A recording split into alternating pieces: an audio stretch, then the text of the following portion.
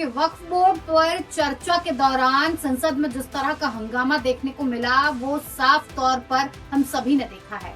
लेकिन सुधांशु त्रिवेदी ने ऐसा क्या कह दिया संसद के अंदर वक्फ के दौरान कि इतना ज्यादा हंगामा हो गया। सबसे पहले आप ये सुन लीजिए कि क्या कुछ कहा है और ये जो उड़ता हुआ तीर है सुधांशु त्रिवेदी का वो किसने पकड़ लिया है।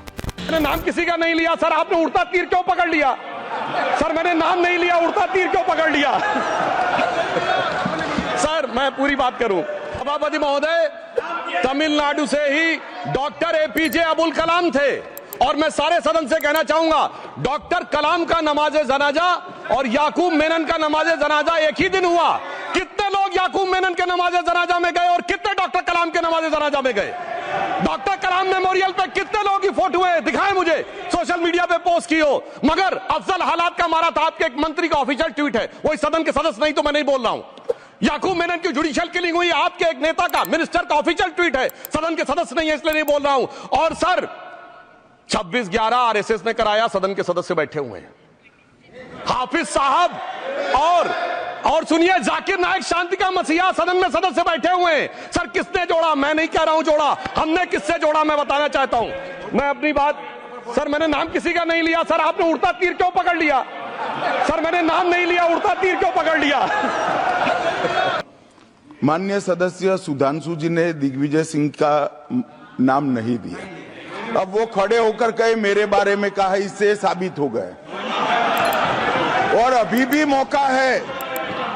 मौका है, आपने नहीं कहा है कि 26/11 के हमले में आरएसएस का हाथ था, तो अभी खड़े होकर माइक चालू कराकर बुलवा दीजिए माननीय।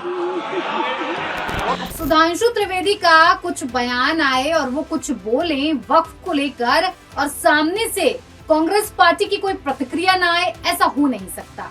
अब सुनिए कि दिग्विजय सिंह ने क्या कहा है। दिग्विजय सिंह इतना ज्यादा बौखला गए कि वो क्या कुछ कहने लगे, ये भी आप एक बार सुन लीजिए।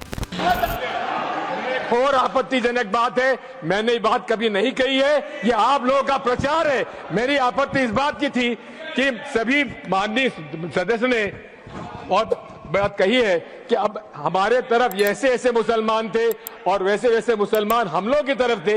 ये पूरे समाज के साथ, पूरे अल्पसंख्यक समाज के साथ अपमानजनक बात है। और माननीय सभापति महोदय, आप बताइए, माननीय गृह मंत्री जी, आप वहां पर थे, गृह मंत्री थे जब दंगे हुए थे, तो आप लोगों का क्या रोल था ये जन जाए मिनिस्टर। वक्फ बोर्ड पर जब से चर्चा शुरू हुई है, तमाम बड़े बड़े नेताओं ने इस पर चर्चा की, बहस की और अपनी बातों को सामने रखा। सुधांशु त्रिवेदी के उड़ते तीर को दिग्विजय सिंह ने पकड़ने की जरूर कोशिश की, लेकिन जवाब भी करारा मिला। इधर से बात अगर दिग्विजय सिंह की जाए तो उन्होंने करारा प्रतिक्रिया करारी देने की कोशिश की, लेकिन गृह मंत्री अमित शाह भी नहीं माने। अमित शाह ने ऐसी चुटकी ली कि पूरा सदन हंसते हंसते लोटपोट हो गया। क्या कुछ कहा अमित शाह ने, आपको सुनाते हैं। इनको मेरा हुआ ऐसा है कि मैं ही दिखाई पड़ता हूं।